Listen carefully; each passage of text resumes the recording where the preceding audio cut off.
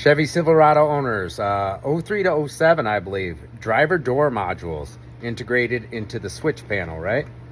Here's our old one we took out. After you change these, you don't have to program them, which is cool. Pretty easy to change these. So what happens is your locks, your windows, your moving mirrors, none of that works. The only thing that does work is the turn signals, if your truck is equipped with them. This panel pops right out with a little clip right here. Try not to break your clip, and a little peg that goes in there. All I used was this little pocket screwdriver on these tabs right here, these three on both sides.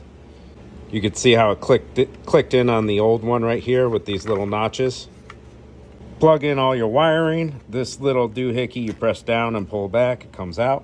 And if you want to verify you got ground and power, the orange I believe is your power and the black is your ground.